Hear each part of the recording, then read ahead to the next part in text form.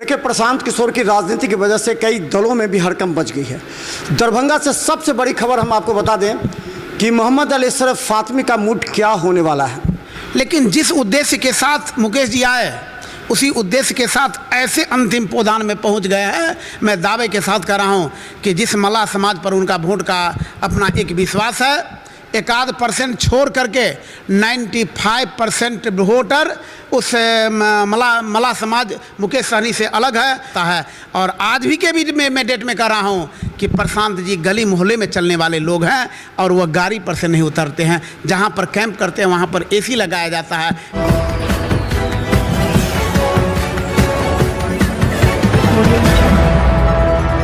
नमस्कार, बिहार मिथिला न्यूज़ में आपका स्वागत है। मैं हूं मनोज। देखिए, प्रशांत किशोर की राजनीति की वजह से कई दलों में भी हड़कंप मच गई है। दरभंगा से सबसे बड़ी खबर हम आपको बता दें कि मोहम्मद अली अशरफ फातमी का मूड क्या होने वाला है, क्योंकि उसके सबसे निकटतम आदमी जिस तरह जन स्वराज ज्वाइन करते हैं तो इससे एक कयास लगाए जा रहे हैं कि आरजेडी से कुछ लोग जन स्वराज की तरफ क्यों आ रहे हैं। टिकट को लेकर के अभी से घमासान छिड़ गई है और आपको हम बता दें जन स्वराज धीरे धीरे मजबूत हो रहा है, मुद्दों पर मजबूत हो रहा है, दल की तरफ से मजबूत हो रहा है और जनता के बीच मजबूत हो रहा है। दरभंगा शहरी विधानसभा से संभावित प्रत्याशी के रूप में बिल्टू सैनी हमारे साथ हैं। बिल्टू जी, ये क्या हो रहा है? आप तोड़-ताड़ कर रहे हैं क्या? सबसे पहले मैं मिथिला मंच बिहार की तरफ से आप सबको मैं जन स्वराज परिवार की ओर से हार्दिक अभिनंदन करता हूँ। मान्यवर, जैसा कि आप खुद जानते हैं कि आप एक बहुत ही एक अच्छे जर्नलिस्ट के रूप में आपकी नाम है चल रहा है और आपके माध्यम से यह जनता के बीच में यह डिस्प्ले करना चाहता हूं कि जिस तरह से जन स्वराज अपने उद्देश्य, सही लोग, सही सोच और सामूहिक प्रयास के बदौलत आज पूरे बिहार में 60% लोग जन स्वराज के मुरीद हो चुके हैं। वह सिर्फ विश्वसनीयता के बल पर, चूँकि उन्हें विश्वास है कि 35 वर्षों में, अगर आज तक यदि 35 वर्षों में आरजेडी के डर से बीजेपी को और बीजेपी के एनडीए के डर से जो है लोग आरजेडी को वोट करते थे, उसका तीसरा विकल्प के रूप में एक लोगों को विश्वास के साथ आने वाला एक पार्टी है सिर्फ जन स्वराज, और जो किसी न जाति, किसी न धर्म, न किसी अमीर गरीब, न अग्रे पिछड़े, हिंदू मुस्लिम के नाम से नहीं, बल्कि सिर्फ बिहार के बेहतर विकास के लिए, बिहार के बदलाव के लिए काम कर रही है। और उसी आधार पर जो हमारी एक ज्वलंत समस्या है, जो हमारी मूलभूत समस्या है, उस पर जन स्वराज काम कर रही है। और 2025 मात्र 2 महीना बचा हुआ है। निश्चित रूप में मैं आप सबके माध्यम से पूरे बिहारवासी को निवेदन करूंगा कि अगर वास्तव में लग रहा है कि 35 वर्षों के बाद यदि ऐसा नेता यदि प्रशांत जी आया है तो इसको एक बार मौका। एक बड़ा सवाल आप जन स्वराज में भी उठने लगा। बहुत से लोग बाहरी आ रहे हैं, सो और जो पहले से मजबूत कर रहे थे जन स्वराज को, वो क्या लगता है कि उन लोगों को प्राथमिकता देगी? बहुत से लोग आ रहे हैं, चाहे राजद से हों, चाहे अलग अलग दल से आ रहे हैं। तो सर, जन स्वराज में खुला मंच है। दूसरे किसी भी पार्टी के लोग अगर वो समझ रहे हैं कि 35 वर्ष में सिर्फ झोला ढोने का काम कर रहा हूँ, बिहार में सिर्फ 1200 परिवार में ही बिहार की राजनीति सिमटा हुआ है, उस 1200 परिवार से अलग हट करके वास्तव में जनता के साथ काम करने वाले यदि कोई नेता जन स्वराज में आते हैं तो उनको स्वागत करते हैं। और स्वागत इस शर्त के साथ जो हम सब मिल करके बिहार के बेहतर विकास के लिए, बिहार की टिकट का आश्वासन नहीं मिला? नहीं, कोई आश्वासन नहीं है। उसके संविधान में है, जन स्वराज के संविधान में है। आप आइए और जन स्वराज के थीम के साथ मिल करके बिहार को एक बेहतर सपना बनाने का काम कीजिए। चलिए, अब बात करते हैं मुद्दे पर। दरभंगा शहरी विधानसभा में आप जानते हैं जिससे आपका मुकाबला है और जिस तरह वीआईपी पार्टी साथ दे रही है राजद का, उसमें ये लगता है कि जो जातिगत समीकरण, विकास तो चला जाता है साइड में, चुनाव आते आते, जातिगत समीकरण में मुकेश सहनी कितने प्रभावशाली होंगे अपने सहनी समाज के वोट बैंक के लिए? सर, मैं किसी नेता का मैं अवगुण के बारे में नहीं कहूँगा, लेकिन जिस उद्देश्य के साथ मुकेश जी आए उसी उद्देश्य के साथ ऐसे अंतिम पोदान में पहुंच गए हैं। मैं दावे के साथ कह रहा हूं कि जिस मल्लाह समाज पर उनका वोट का अपना एक विश्वास है, 1% छोड़ करके 95% वोटर उस मल्लाह समाज मुकेश सहनी से अलग है। और निश्चित रूप में बिहार की जनता जाग चुकी है कि वैसे नेता को मैं तरजीह नहीं दूंगा जो आज इस पार्टी में है, कल उस पार्टी में है। और ख़ास करके दरभंगा का मैं रहूं कि दरभंगा में आप सर्वेक्षण कर लीजिए अगर मैं मला समाज के लिए एक आवाज़ उठाने का काम करता हूं सारे दृष्टि से, तो वह बिल्टू सनी है। और मैं आश्वस्त कर रहा हूं दरभंगा के पूरे मला को, मैं निश्चित रूप में आपके मान सम्मान और अधिकार में कोई कमी नहीं होने दूंगा।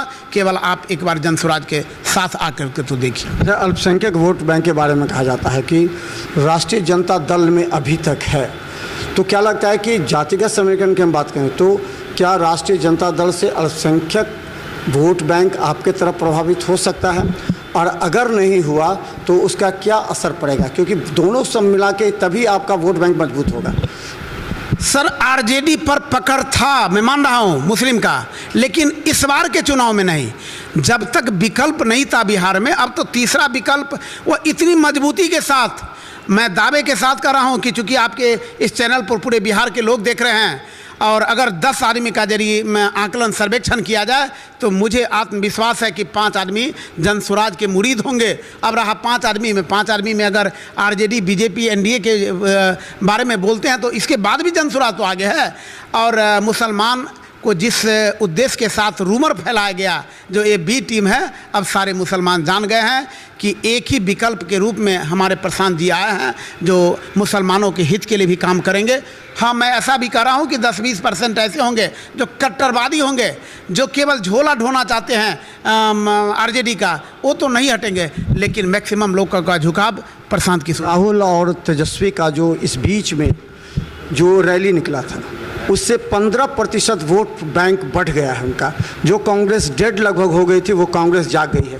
तो क्या लगता है कि वो जो वोट कटेगा वो प्रशांत किशोर का वोट कट रहा है, ये ऐसे भी कर रहे हैं। जो बीजेपी के कट्टर हैं, जो आरजेडी के कट्टर, वो तो रहेंगे ही, बाकी प्रशांत किशोर का वोट बैंक खिसकेगा इससे। प्रशांत किशोर जी का वोट कभी कटने वाला नहीं है। जब 35 वर्षों में उनका एक रैली, छोटा सा रैली यदि सड़क पर नहीं उतर आया था, आखिर क्या कारण है कि प्रशांत किशोर जी के आने के बाद उन्हें, जो प्रशांत जी आगे आगे करते हैं, उन्हें जाना पड़ता है। और आज भी के भी मैं डेट में कर रहा हूँ कि प्रशांत जी गली मोहल्ले में चलने वाले लोग हैं और वह गाड़ी पर से नहीं उतरते हैं। जहाँ पर कैंप करते हैं वहाँ पर एसी लगाया जाता है, जेड श्रेणी की सुरक्षा लगाया जाता है। आज भी प्रशांत किशोर जी के साथ अगर 40,000 का महारैली रहता है, उसमें भी वह पसीना से तराबोर रहते हैं, लेकिन वहाँ भी उसकी सुरक्षा की ज़रूरत नहीं पड़ती है। रहा वोट बैंक की, तो लोग समझ गए हैं कि कांग्रेस का समय बीत चुका है। हाँ, बहुत अगर मेहनत करेंगे 10-20 वर्ष में उन्हें मौका मिल सकता है, लेकिन अभी 10-20 वर्ष में उनको कोई मौका नहीं मिलने वाला। अच्छा, अब अंतिम सवाल, क्या लगता है कि दरभंगा में जिस तरह मुद्दे आएंगे, सड़क जाम, गंदगी, जल जमाव, आपने धरना प्रदर्शन भी किया था, तो क्या लगता है कि ये मुद्दे हावी रहेंगे? और कौन से मुद्दे पर आप संजय सरावगी हो या आरजेडी के उम्मीदवार, उनको आप पटकनियाँ देंगे? मैं सर कोई मुद्दा पर नहीं बात कर रहा हूं। मैं दरभंगा शहर का जो एक हमारी मूलभूत समस्या है, मैं जान रहा हूं कि किसी के परिवार को कोई पार्टी आज तक पेट भरने का काम नहीं किया है, लेकिन हमारा जो ज्वलन समस्या है, जो कम से कम 8 घंटा यदि हम कहीं ड्यूटी करते हैं तो कम से कम हम 6 घंटा 7 घंटा अपने घरों में ऐश मौज के साथ आराम कर सके। लेकिन आज दरभंगा शहर में 48 वार्ड है, 48 वार्ड में जल जमाव की समस्या घोर हो चुका है। सड़क किसी भी मोहल्ला में नहीं है, आप जा करके घूमिए, मेन सड़क को बना देने से नहीं होगा। कोई भी मोहल्ला में सड़क नहीं है। अतिक्रमण इस रूप में है कि अगर आप दरभंगा से लहरियासराय यदि 7 किलोमीटर का दूरी तय करेंगे तो आपको 1 घंटा लगेगा कि 2 घंटा लगेगा, इसकी कोई गारंटी नहीं है। चूँकि हमारा जाम की समस्या एकदम चरम सीमा पर पहुंच चुका है। इलेक्शन के नाम पर कई ओवरब्रिज का उद्घाटन किया गया है, लेकिन ओवरब्रिज में एक पाया को बनाने में यदि 2 महीना लग रहा है तो 1.5 महीना से 2 महीना आपके पास इलेक्शन का समय है। फिर दूसरा पाया बनाएगा और फिर जो 10-20 पाया है उसको बनाने में उसे 20 वर्ष लगेगा। जैसा कि आप एम्स के बारे में जान रहे हैं, हमारा इतना छोटा शहर है, पूरा भारतवर्ष के कोई भी ऐसा शहर नहीं है। बिहार का ही उदाहरण लीजिए, बड़े बड़े शहरों में 20-20 किलोमीटर का फैलाव है, फ्लाईओवर से पाट दिया गया हुआ है, और यहाँ 7 किलोमीटर का जो सड़क में अगर फ्लाईओवर अगर शहर में बना दिया जाता है तो जाम की समस्या समाप्त हो जाएंगे, लोगों को अतिक्रमण का समस्या समाप्त हो जाएंगे। गंदगी अंबार लगा हुआ है, कोई भी ऐसा मोहल्ला नहीं है जहाँ पर कि गंदगी का भरमार पड़ा हुआ नहीं है। हमारा ऐतिहासिक धरोहर जो तालाब है, जिस तालाब के बदौलत बिहार में दरभंगा सबसे ऊंचे दर्जे पर इसका नाम होगा, लेकिन उसके जीर्णोद्वार सौंदर्यीकरण के नाम पर स्थानीय विधायक, स्थानीय मंत्री केवल यहाँ के लोगों को ठग फुसला करके, आश्वासन दे करके, दलाल के प्रवृत्ति टाइप के आदमी को रख करके दलाली का ठिकरा दे करके रातों रात वोट खरीदने का काम करते हैं। लेकिन इस बार नहीं चलेगा। टिकट कब तक फाइनल हो जाएगा? सर, जनसुराज में 100% वह संविधान प्रदत्त है कि किसी पार्टी की जो टिकट की घोषणा होगी उससे 15 दिन पहले हमारे जनसुराज में टिकट, यानी प्रशांत किशोर को मालूम है कि दूसरा कब फाइनल करेंगे, उससे 15 दिन हो जाएगा, उससे कोई मतलब नहीं है। लेकिन मेरा चुनावी टिकट, चुनाव का फार्मूला जारी है। तो धन्यवाद। देखिए, काफ़ी बड़ी विडंबना है। जो देश की मुख्य पार्टी है, चाहे भाजपा हो या कांग्रेस, दोनों अगर निर्भर कर रही है तो रीजनल पार्टी पर, जैसे राष्ट्रीय जनता दल और जनता दल यूनाइटेड, इन्हीं दोनों का सहारा लेकर जो देश की बड़ी पार्टी कही जाती है वो निर्भर कर रही है। और इस चुनाव में अगर होगा तो जदयू और राजद की ही इस बार ज़्यादा बढ़त देखने को मिलेगी। देखते रहे बिहार मिथिला न्यूज़, हम हर राजनीतिक अपडेट आपको दिखाते रहेंगे। धन्यवाद।